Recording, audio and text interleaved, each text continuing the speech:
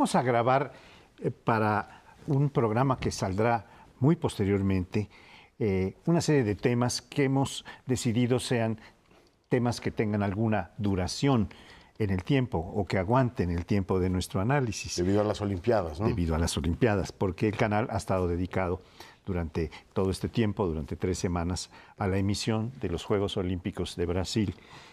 Y ahora estaríamos empezando con un tema que puede ser análisis estructural, pero también puede ser especulativo.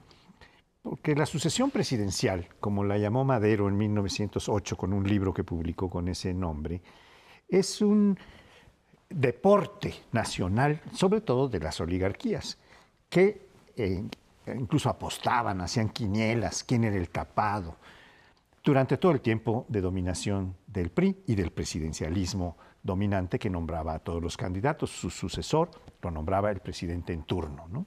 Ahora estamos en una situación en donde la especulación se divide por partidos. Como decía Jack, el destripador de Londres, vámonos por partes.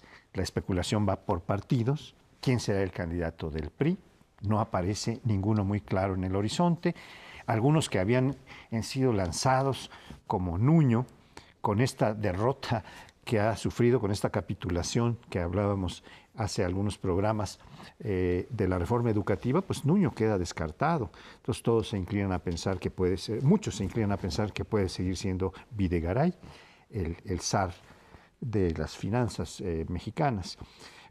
Otros siguen pensando que tal vez Osorio Chong, si no sale muy raspado de todos estos conflictos, esta violencia enorme, este manejo tan desafortunado de algunas estrategias de seguridad pública, teniendo una policía tan grande como la que ahora tiene, que la captó completamente Gobernación viniendo de la Secretaría de Seguridad Pública.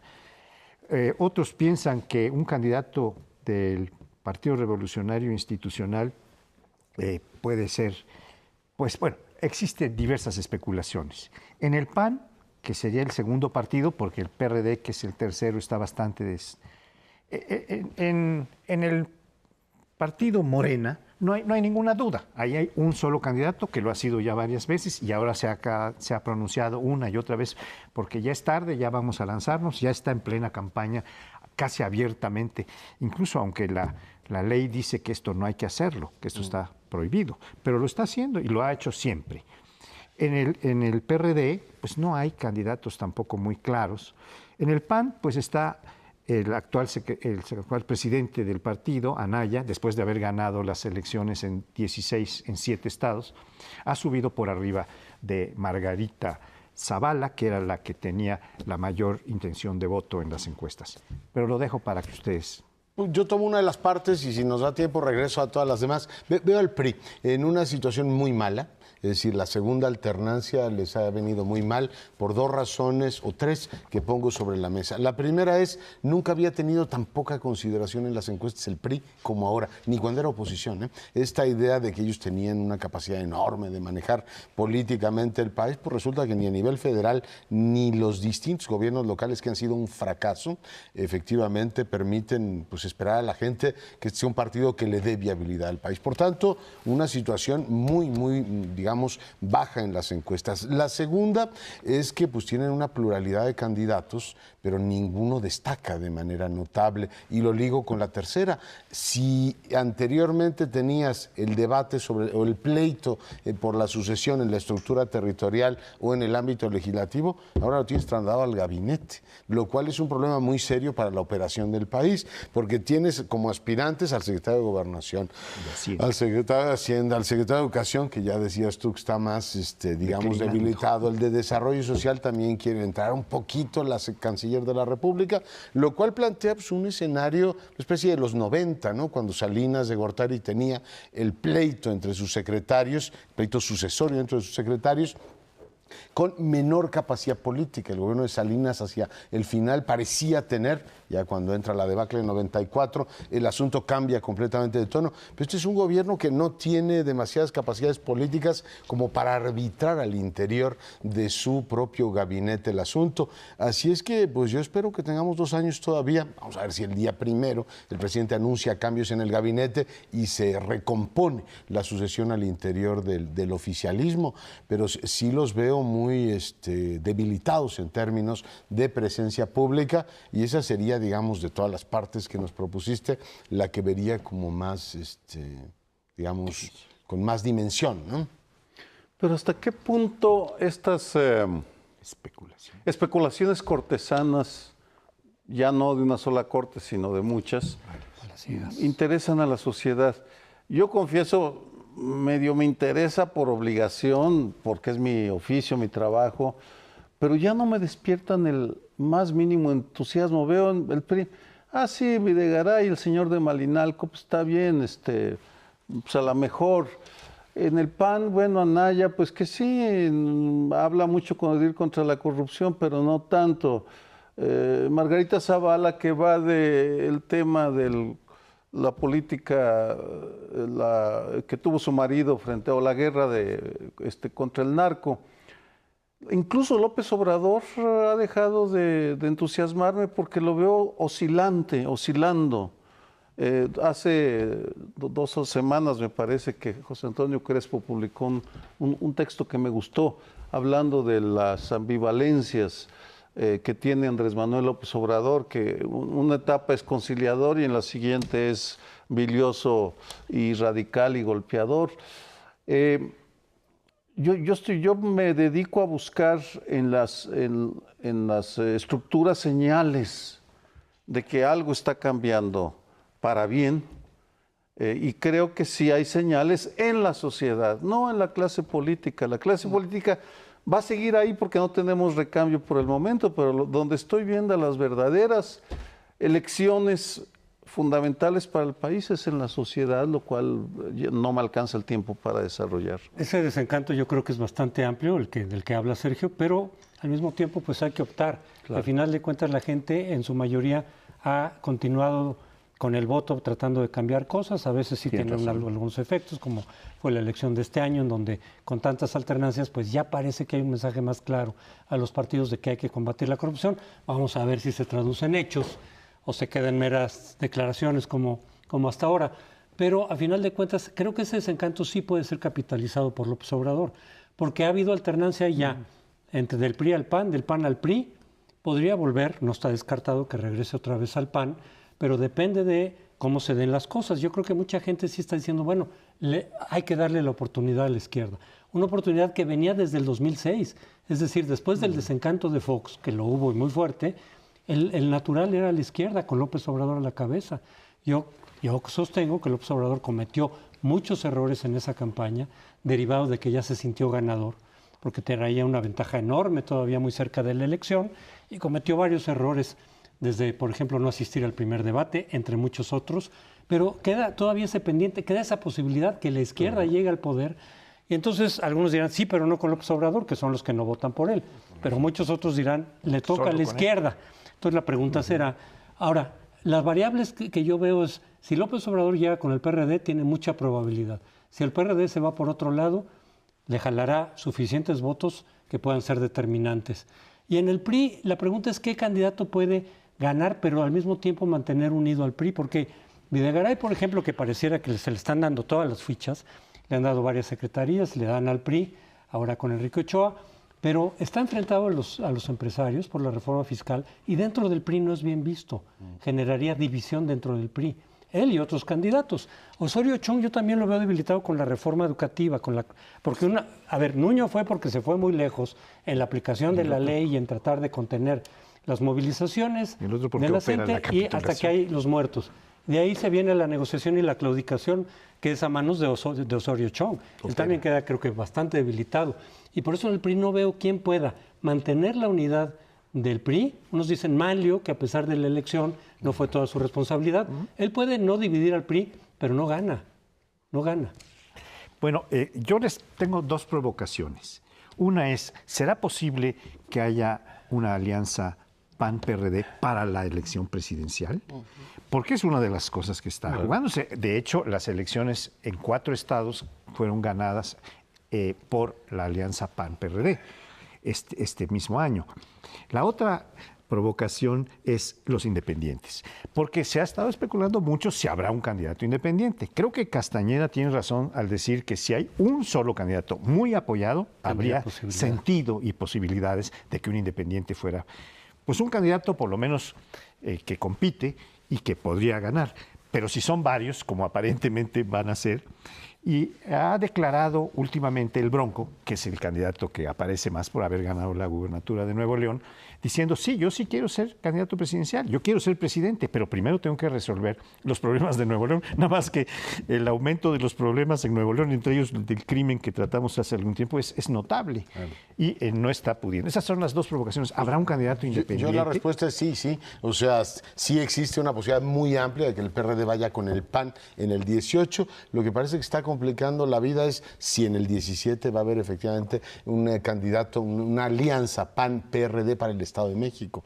Eso parece que no va a transitar, pero al 18, todas cosas porque el PRD tampoco tiene mucho espacio. López Obrador ya les dijo, señores, ustedes votaron la reforma energética, aunque no es del todo cierto que lo hicieron, pero yo no voy a ir con ustedes. Por tanto, la apuesta de ellos es o se alían con Movimiento Ciudadano y lo que queda del PT, o se alían con el PAN, y yo creo que lo que van a hacer es tratar de conservar eso. Lo de los independientes me llama la atención que sigue habiendo un espacio muy amplio en el electorado que dice, yo quisiera un independiente. O sea, sí hay un apetito por eso. Está el Bronco, que aparece como el número 1, pero me ha llamado la atención, no sé si ustedes registran igual que yo esto, que de pronto Televisa se ha vuelto como muy proclive a apoyar la idea de esta del candidato único. Yo no sé si haya mucha publicidad de libros, pero resulta que el de Jorge Castañeda se publicita ampliamente en Televisa, y yo no sé si los medios de comunicación quedaron tan dolidos con el Bronco, las televisoras concretamente, que dicen, a ver, esa es una provocación. Si ese independiente es el que llega, mejor apoyemos al candidato Castañeda, que dice, oye, que haya un candidato único, y si soy yo, mucho mejor, ¿no? Entonces dice, no, mire, ciertamente lo piensa usted con magnanimidad, pero así veo las cosas, Paul. Tú metiste una provocación de manera civilina y subrepticia, que es la sugerencia de que Televisa está apoyando y TV Azteca están apoyando a Castañeda, que por cierto lo dijo con todas sus letras Jorge Alcocer hace ya un mes aproximadamente, una columna durísima. Ya, contra Aguilar Camín. Contra Castañeda. Contra Castañeda y Aguilar Camín, pero era contra Castañeda el que dijo, increpando al Instituto Nacional Electoral, porque dicen, bueno, aquí está este señor anunciándose y ustedes no hacen nada, bueno, lo cual es como patear a un borracho, criticar al INE. Ya no, realmente no pasa nada. Son provocaciones, está bien, digo, es posible que se unan. Solo recuerdo que tal vez el Estado de México vaya a servir para esa unidad o para romperla. Hace 6 años estuvieron a punto de unirse el PAN y PRD. Y López Obrador. Y López Obrador lo vetó y no se pudo. Si lo hubieran hecho, tal vez hubiera ganado Alejandro Encinas y hubiera cambiado la historia, pero no fue así. En el 2017, ya puestos a especular, lo que pasa en el Estado de México tal vez determine lo que pase en el 2018. Ya poniéndome serio sobre estas malabares cortesanos. Muy bien, pero seguiremos con el tema porque viene adelante. Nos vamos a otro bloque, espérenos unos momentos. Pues estamos en la construcción de diversos escenarios hacia el 2018 y retomo esta cuestión de Televisa promoviendo a Jorge Castañeda. Dice en la crítica que le hizo Jorge Alcocer que eso es publicidad encubierta, como efectivamente muchos medios de pronto ponen en su revista a algún político que tiene aspiraciones y lo presentan en diversos medios como publicidad de la revista. Y se puede hacer, aquí el libro sería el pretexto. Y Castañeda dice es que la ley está muy mal hecha y en ese sentido sí hay aspectos de la ley que están bastante mal, sumamente restrictiva pero con varios huecos, porque dice por otro lado, pues yo con algunos spots, no son spots directamente, pero bueno, alguna publicidad, algunos espectaculares para mi libro. En cambio, López Obrador y Ricardo Anaya van con todo, con con los miles de spots partidistas, en donde la ley sí permite que el presidente de un partido se promueva, digamos, o promueva su partido, pero en realidad es una promoción personal. Sí creo que había que hacerle ajustes a esta ley, no regresar a lo que había antes, que es lo que quieren los medios de comunicación, porque les era muy redituable. Pero bueno, dice Castañeda, ha dicho en diferentes foros que se necesita un independiente, no solamente que sea uno, sino alguien que sea antisistema, un independiente casi por definición es antisistema, para quitarle votos a López Obrador. O sea, sí sería parte de la de Jorge Castañeda, no digo de otros aspirantes a la candidatura independiente. Es decir, un antisistema le puede quitar 3, 4, 5, 6 puntos a López Obrador que serían determinantes en el resultado. Es la forma de entusiasmar a quienes no quieren que López Obrador sea el ganador, candidato ya es, pero que sea ganador, de decir, tiene que ser un antisistema. Pero yo ahí la corrección que haría es, tiene que ser un antisistema de izquierda. Porque yo no creo que la misma gente que votara por Jorge Castañeda, por ejemplo, serían los mismos que votaran por López Obrador. No son para nada intercambiables en su discurso, en lo que representan. Tendría que ser un antisistema de izquierda. Por ejemplo, algún candidato del PRD que vaya por su lado. Ese sí le puede quitar algunos votos a López Obrador. Pues tienen razón en decir los medios que no es publicidad encubierta, es que es directamente abierta y clara. Es decir, no hay manera de llamarse engaño, que de pronto empiecen a publicitar un libro de un señor que dice la solución es un candidato único y prácticamente es el candidato. Es él, ¿no? Es decir, está bastante claro, es decir, no hay manera de engañarse. Yo lo que creo es que la apuesta efectivamente de un candidato o de encontrar un espacio para que el candidato único independiente avance, pues empieza efectivamente a diluirse cuando tus apoyos son esos, ¿no? Y tus apoyos son francamente visibles. Todo el mundo ha dicho, oiga, ¿independiente respecto a qué? O sea, respecto a la partidocracia, que es una tesis que reitera mucho Castañeda. Y bueno, en los últimos días le he leído también este asunto de una segunda vuelta. Por supuesto, hay diversas lecturas de lo que sería ese instrumento, pero claramente él quiere plantear una bipolaridad. Si en el 6 fue Calderón, o sea, en realidad el López Obrador ha sido la polaridad de las últimas dos elecciones, él o el PAN, él o el PRI. Lo que quiere plantear ahora Castañeda, desde mi punto de vista, es él o López Obrador. Pues sí. Pero no es él solo. Me alejo un momento de Jorge Castañeda para revisar los nombres que han salido. Pedro Ferriz de Con, que tiene un reconocimiento en estados de la República, no sé qué tan importante, pero ahí está. Está el Bronco en Nuevo León, que aun cuando quienes revisamos la política como oficio, le veamos más debilidades que fortalezas, bueno, es gobernador de uno de los estados más importantes del país. Correcto. Denise Dresser también ha dicho, aquí estoy y cuenten conmigo, la única mujer hasta donde sé en estos momentos. ¿Quién más sería un candidato? Bueno, Fernández Noroña también levantó la mano. Gerardo Fernández Noroña también levantó la mano. Y pues los que se apunten... De la Fuente se menciona mucho, pero él no se ha abierto. Él no ha dicho, ¿verdad? No, simplemente de los que... Pero las encuestas son los habituales, ¿eh? Yo tengo otro, pero lo diré cuando tú termines. No, de hecho ya terminé porque en estos momentos yo confieso mi escepticismo por las candidaturas independientes, no porque ponga en duda las prendas de cada una de estas personas, eso no está en juego, sino porque ante la magnitud, una estampida de poderes fácticos que recorren la pradera que sería el país, atropellando ciudadanos, derechos y apropiándose de los espacios que pueden, me pregunto si una persona sin estructura, aunque con buenas intenciones, buenas ideas, tendrá la capacidad para, ya no digo derrotarse, cuando menos meter al corral algunos de esos búfalos. Pienso, ¿quién podrá meter a Televisa en el corral de la legalidad o a los carteles o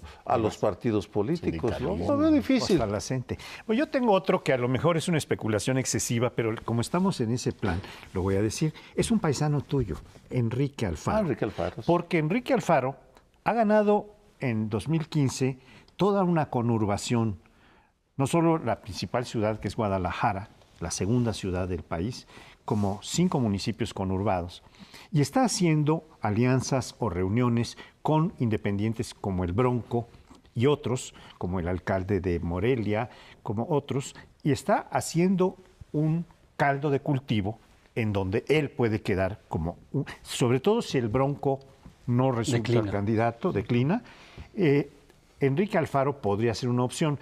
Va a tener el apoyo de un partido, tiene ya el registro de Movimiento Ciudadano, eso es clarísimo. Viene de la izquierda, bueno, primero fue priista, luego se pasó al PRD y su última elección ya fue por Movimiento Ciudadano. Sí, ha recorrido varios partidos, pero más o menos en el centro izquierda. Está teniendo un cierto desempeño afortunado en Guadalajara. No lo sé, tú dirás, Sergio, si esto es correcto o no. Un añadido, no lo incluí, tiene razón, por supuesto. Podría ser, digo. Se le menciona, pero él no ha dicho. No, porque está guardándose. Por eso no lo incluíamos, porque él no ha dicho, y tengo la impresión de que aún no se sienten lo suficientemente fuertes fuera de Jalisco como para lanzarse a un asalto, a diferencia de Vicente Fox. Si recordamos a Fox como gobernador de Guanajuato, Alfaro de hecho gobierna el 62% de la población de Jalisco, el partido del Movimiento Ciudadano. Fox se dedicó a construir su candidatura más que a gobernar Guanajuato. Sí, Alfaro está gobernando Guadalajara y la zona metropolitana más que recorriendo el país. Sí, pero eso le puede abonar. Nada más déjame terminar porque yo creo que es una posibilidad importante, ya que se puede unir este apoyo que tienen con un registro ya garantizado como el del Movimiento Ciudadano, más la condición de independiente que está mostrando tener, aliándose con otros independientes de distintas partes que vienen de diversos partidos, como el Bronco o como el alcalde de Morelia, por eso lo mencionaba, y otros. Esto es lo que da una expectativa interesante. Si es un buen gobernante que se dedica a lo suyo, eso puede ser un buen propósito.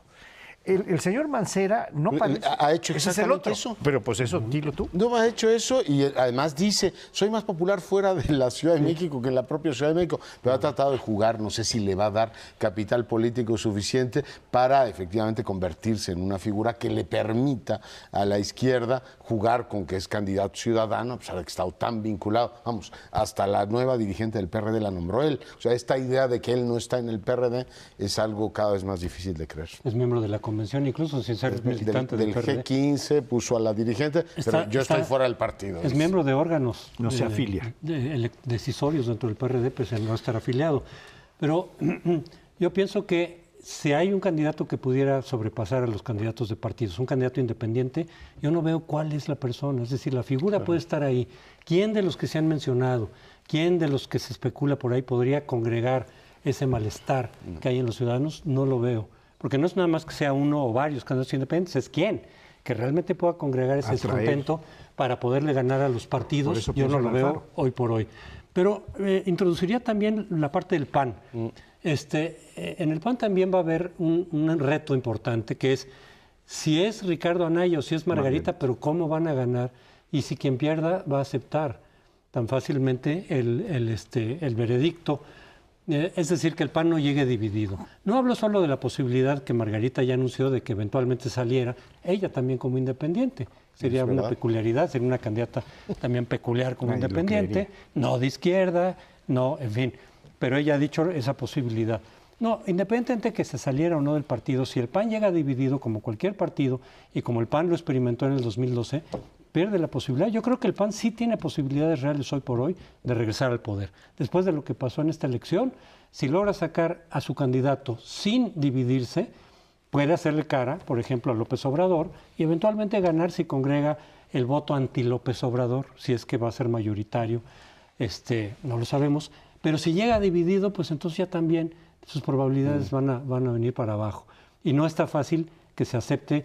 Porque, por ejemplo, Margarita y otros panistas que están alrededor le dicen a Anaya, salte del partido, ¿quieres competir por la presidencia? Tienes derecho, pero no te mantengas en el partido porque tienes ventajas, tienes ventajas inequitativas. Y vaya que las ilícitas, tiene, ¿no? Con vaya, los spots. los spots. Yo creo que ese es un dilema central que no creo que ¿cómo se llama? Se resuelva antes de fin de año, pero no van a poder arrancar la sucesión en el Estado de México sin que lo resuelvan eso. Y es el síndrome madrazo, ¿no? Es decir, no puedes ser dirigente del partido y al mismo tiempo candidato porque usas todas las prerrogativas. Todos los candidatos van acercándose a ti y sí hay ahí un potencial, un embrión de discordia que no sé bien cómo lo van a resolver, porque Anaya está más puesto que un calcetín, sí, claro. Y ya vimos efectivamente que Margarita sigue muy bien situada en las encuestas. O sea, sí hay ahí un conflicto de mayor calado, ¿no? No, Margarita tiene imagen, tiene sonrisa, es atractiva como candidata, pero pues... lo cierto al día de hoy es que pocas elecciones se hayan visto con tantas señales de incertidumbre, porque no parece haber nadie, ni persona ni partido con la capacidad de rebasar a los demás en la competencia. No veo, vamos, López Obrador es el candidato obvio, pero si no resuelve varias contradicciones, difícilmente va a dar el brinco al porcentaje que se requiere. Entonces, con un presidente débil, con los poderes fácticos desaforados y con candidaturas a la presidencia débil, me parece que son 2 años preocupantes. Yo tengo una especulación más. Como esta intención de tener un independiente está, como ya decía bien Leonardo, como una expectativa de mucha gente. Y por otro lado, como hay algunos personajes que, vinculados o no a partidos, dan esta sensación, por eso mencionaba yo a Enrique Alfaro como potencial, creo que existe otra posibilidad, que un candidato que no sea miembro ni del PAN, ni del PRD, ni de Movimiento Ciudadano, pero que pudiera ser importante por su condición moral, por su capacidades, por su liderazgo, etcétera, pueda ser apoyado por varios partidos.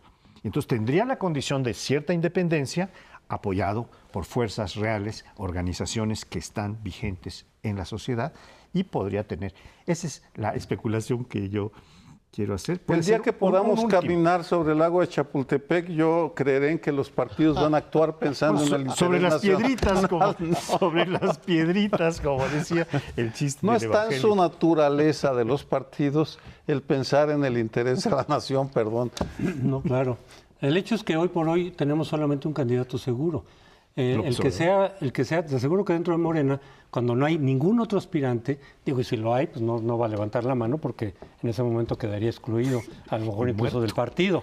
Hay un solo aspirante presidencial, entonces todos seguro que están de acuerdo en que él sea el presidente del partido para que aproveche precisamente las ventajas que trae con su cargo, ya no para el interior, porque el interior no hay contienda de Morena, sino hacia afuera para ir escalando puntos entre los electores y tener una posibilidad real de ganar, que no es segura precisamente porque depende de si el PRD va con él o no va con él. Pero regresamos al siguiente segmento. Tal vez les vaya a parecer un tanto optimista el diagnóstico o el pronóstico que me voy a atrever a hacer, pero siento que en el tema de violencia y paz está habiendo cambios que vale la pena resaltar porque significan una posibilidad de que estemos empezando a salir del túnel. Empiezo con un hecho. El Estado mexicano es incapaz de enfrentar la violencia del crimen organizado. No han sabido, no han podido, no han querido. Punto. Y dudo que en los 2 años que faltan para Enrique Peña Nieto haya un cambio. Ojalá, pero lo dudo.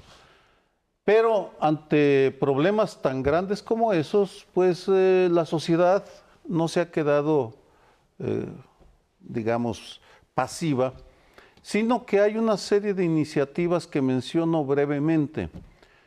Porque en los últimos años lo que he venido observando, y es un tema que estudio y que es, con cuidado, actores que estaban alejados del asunto empiezan a decir, bueno, si no nos metemos nosotros, nadie se va a meter. Voy a mencionar algunos y a señalar ejemplos, por el caso del empresariado en Nuevo León. Indudablemente ahí hubo un cambio y se meten a buscar solucionar el problema. Estaría después las iglesias y en particular la Iglesia Católica, que está viviendo un proceso de involucramiento, de búsqueda de soluciones, y el discurso o el sermón, las palabras de Francisco en la Catedral Metropolitana fueron clarísimas en ese sentido. Les dijo a los obispos, hay que meternos de lleno a buscar solución al problema porque les han matado docenas de sacerdotes y de religiosos.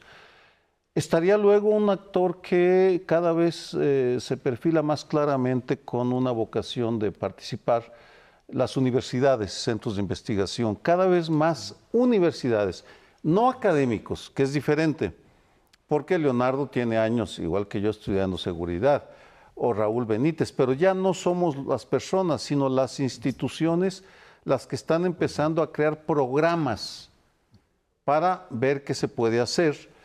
Y finalmente los organismos civiles que están involucrados, y medios de comunicación que están involucrándose de diferente manera. ¿Qué está generando? Primero, un conocimiento mucho más profundo del problema de la violencia y de cómo enfrentarla. Está llegando a niveles ya de detalle por municipio incluso, muy desigual. Y también está empezando a generarse prácticas que denominaré para generar la discusión como islotes de paz. Así como existe una geografía de la violencia criminal, está generándose una geografía de islotes de paz que se están multiplicando en el territorio, en donde se liberan zonas o zonas muy precisas contienen el avance de la violencia.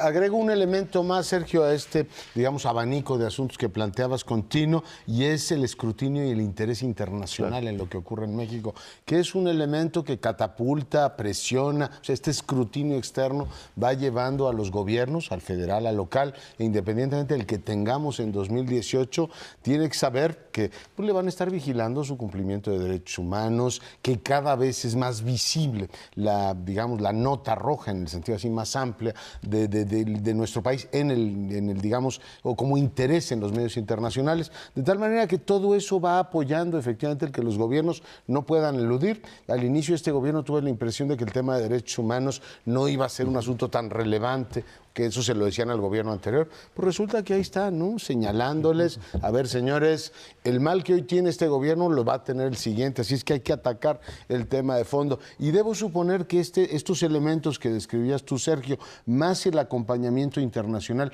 que espero que se dé no solamente en los ámbitos de derechos humanos y reforzamiento de las capacidades para enfrentar los desafíos de la inseguridad, sino también en que el Sistema Nacional Anticorrupción empiece a dar frutos, o sea, con presión internacional.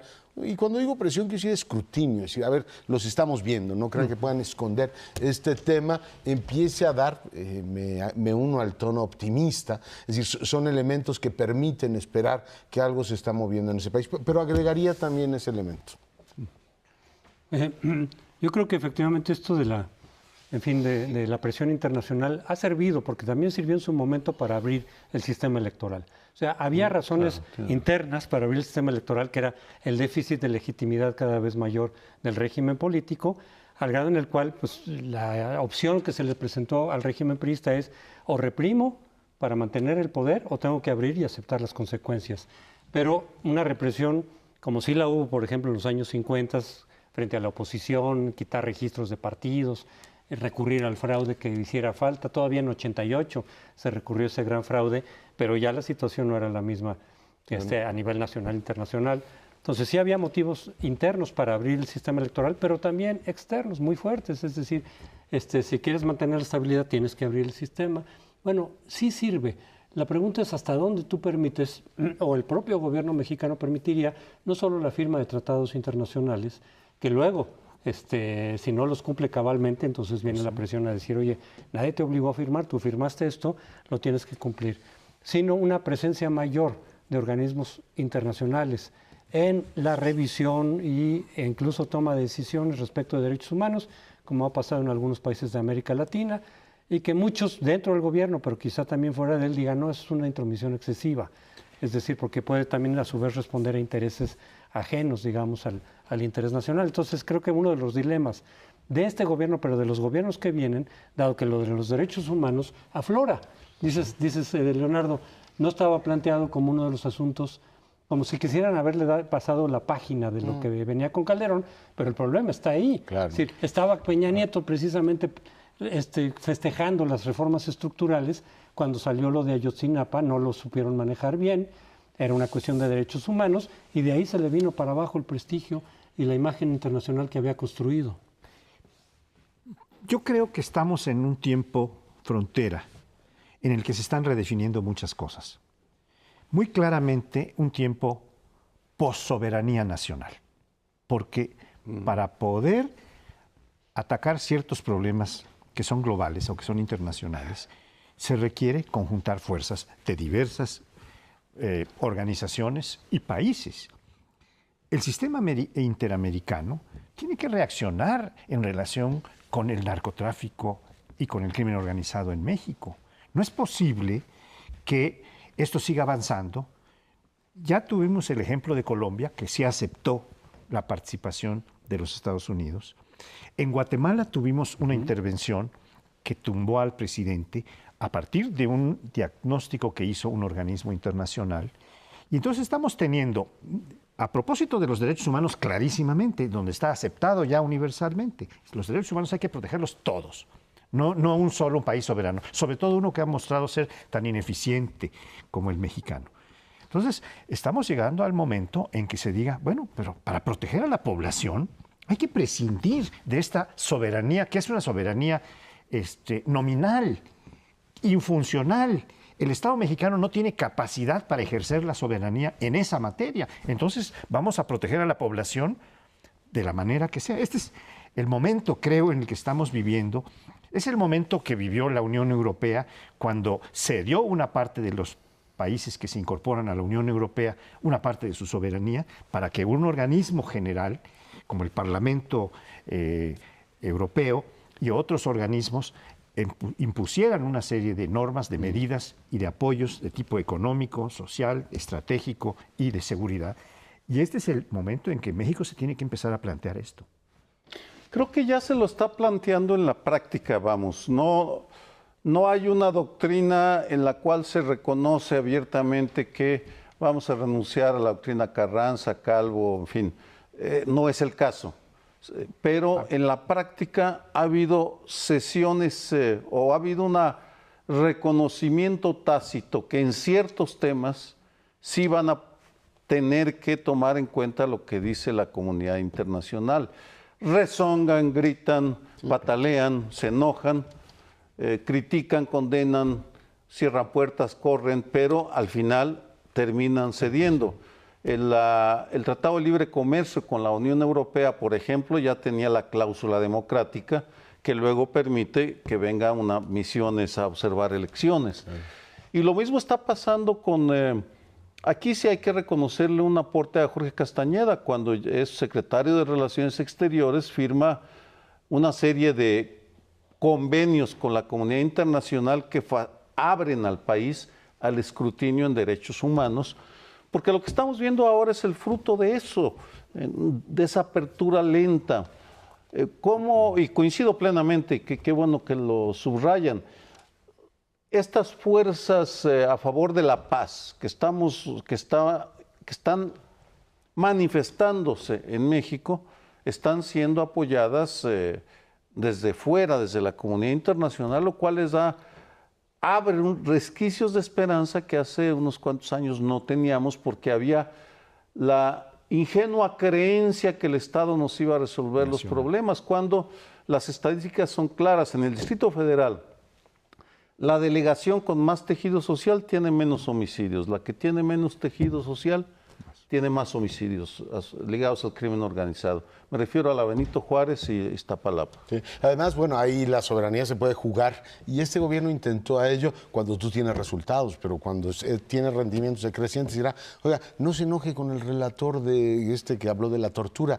A ver, cuéntenos por qué tenemos esta masiva destrucción de pruebas en un montón de casos que son fundamentales. Es decir, jugar al soberano pues requiere eficiencia, ¿no? Es decir, el ejercicio pleno de la soberanía, y creo que en este caso cada vez nos rendimos más ante la debilidad del Estado mexicano en términos de capacidades, y su capacidad de supervisar el cumplimiento de los derechos humanos es débil. Es decir, me recuerda mucho la época de los 80, en la cual se jugaba mucho a la soberanía económica, hasta que les dijeron, usted diga lo que quiera, pero está usted quebrado. Si quiere que le prestemos dinero, va a ser en estas condiciones. Quizás sea menos duro, pero veo, digamos, una similitud. Pues se nos acabó el tiempo, el tema es fascinante, estoy seguro que regresaremos a él, pero en efecto, Paoli Bolio lo resumió muy bien, es tiempo de revisar el concepto de soberanía. Regresamos. Hay un tema en el que oscilo entre la incomprensión y la indignación, y es este asunto de los salarios en nuestro país. Ustedes recordarán, parte del debate ha transcurrido por la vía legislativa, esto de que había que desindexar los salarios de las multas, de las prerrogativas de los partidos políticos, porque si aumentabas el salario mínimo, resulta que tenías que aumentar todo lo demás, y era como el cuento con el que nos tenían a todos absolutamente, digamos, obnubilados. Es decir, no puede ocurrir eso por ello. Después nos decían que había otro argumento económico, y es, si subo los salarios, aumenta la inflación. Bueno, pues llevamos unos 15 años de control razonable de la inflación y resulta que pues, los salarios no aumentan. Y no aumentan, ahí es donde me resulta no solamente desconcertante el asunto, sino indignante, porque hay una decisión política de no hacerlo. Y la verdad es que no lo entiendo. ¿Por qué? Porque este país está creciendo este año alrededor del 2.20, si nos va bien, y sin embargo los mecanismos para activar la economía del país, uno de los más elementales es crear una, digamos, situación para que la gente pueda gastar un poco más, se niegan empresarios y particularmente el gobierno federal, lo cual me resulta incomprensible abrir esa vía. Si fuéramos, subrayo, una economía que tiene presiones inflacionarias, diría, bueno, pues hay que contenerlo como en los 80s o en los 90s, pero después de tantos años de estabilidad macroeconómica, no veo más que un clasismo, un prejuicio ideológico para mantener a los trabajadores en una situación como la que tienen. Es decir, lo que hoy perciben como salario mínimo no les permite comprar alimentos para comer. Ese es el tamaño del drama. Y en consecuencia, pues me encuentro ante una dificultad, digamos, casi ontológica, porque un país que tiene tantas desigualdades no opta por la más elemental de todas, que es redistribuir por la vía del salario, no estar pensando en tantas políticas sociales, que no las descalifico, pero digo, empecemos por pagar mejor a la gente. Pues eso, he encontrado una oposición casi bíblica en un sector gubernamental y también en un sector empresarial. Hay varias explicaciones. Comparto indignación y comparto, no incomprensión. A diferencia tuya, yo creo que la historia está muy clara. En la medida en la que la Revolución Mexicana dejó de preocuparse por crear un tejido social que aliviara la desigualdad, aventó a los pobres a la economía de mercado sin instrumentos, porque los pobres no están lo suficientemente organizados como para defender sus intereses. Los sindicatos, buena parte, la inmensa mayoría están cooptados, solo existen para beneficio de los líderes. Hay excepciones, por supuesto, pero el sindicalismo de capa caída, la clase empresarial, la de más alto nivel, pues disfrutando las mieles de los ajustes estructurales. De hecho, en el 87 había un solo multimillonario, según Forbes, con 2,000 millones de dólares, ahora hay 15, pero con 150 y tantos mil millones de dólares. La concentración de ingresos en la cúspide es enorme. Y pues un gobierno débil, insisto, cada vez más débil, que tiene que ceder ante los poderes fácticos o los poderes, y uno de ellos es la clase empresarial, que no está dispuesta, ni aun cuando vaya en beneficio suyo en el largo plazo, a pagar buenos salarios. Simplemente no quieren. Es una forma de vida, es una parte de la cultura de este país. Me parece que este tema de los salarios habría que verlo junto con el tema de cómo combatir la desigualdad. Están, desde luego, los planteamientos de Piketty, como se pronuncie, sobre este tema. Está un libro estupendo que acaba de publicar Gabriel Said hace poco, del cual hay un avance en uno de sus artículos recientes, de hace varias semanas, pero en donde plantea que todos los ciudadanos, por el hecho de serlos, deben tener acceso a una renta anual garantizada. Y tienen que tener acceso a los sistemas de salud, de educación, que dan bienestar automáticamente financiado por todos, para que esto sea una... la renta tiene que ser pequeña, dice, no alcanzaría para hacer una... Pero garantizarle a todo el mundo, a todo ciudadano, un ingreso que le va dando posibilidades y desde luego abrir el crédito, etcétera. Me parece una idea interesante porque el solo aumento de los salarios mínimos no sería suficiente, me parece a mí. Hay que hacer otras medidas de incorporación al bienestar de diversas zonas de la población que están muy marginadas, 50 millones de pobres o los que sean.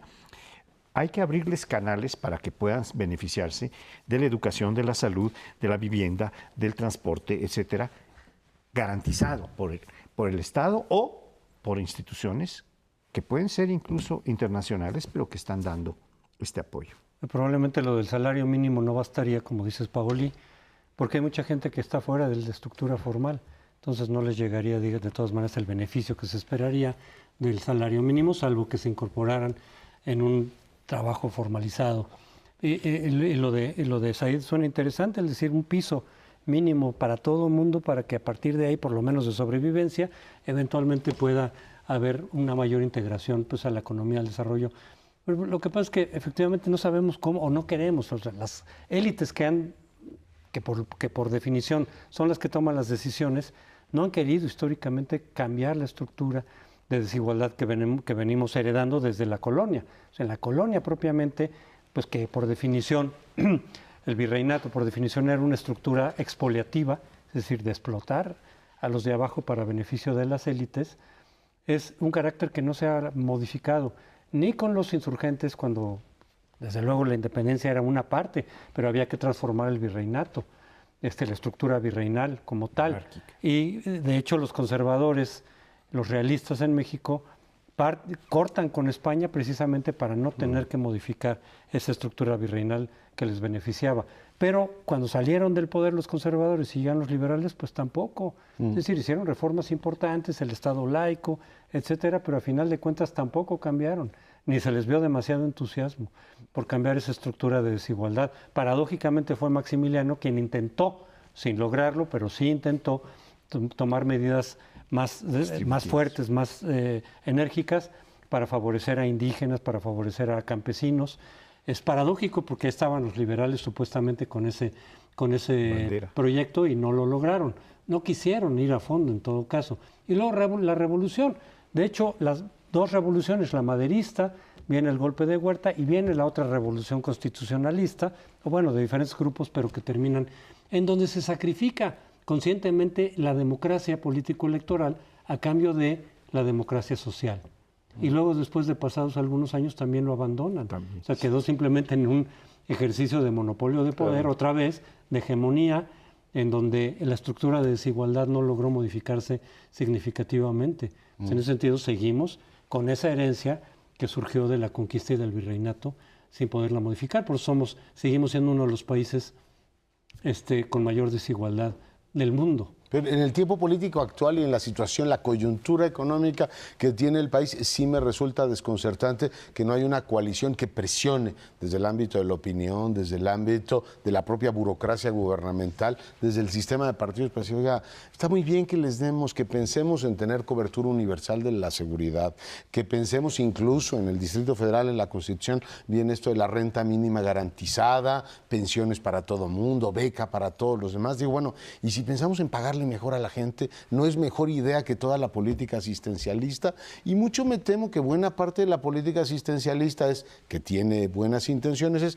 eso me permite presentarme como el campeón que ayuda a la gente, o sea, yo vengo a resolverle su problema a partido político, en vez de decir pago más. Tampoco me hace demasiado sentido porque tienes al 60% de la gente en el sector informal y dices, ¿yo por qué razón tendría que pasarme al informal? ¿Para ganar un salario mínimo que no me permite comer? Pues mejor no, me quedo en el informal y así no estoy sujeto al escrutinio del gobierno.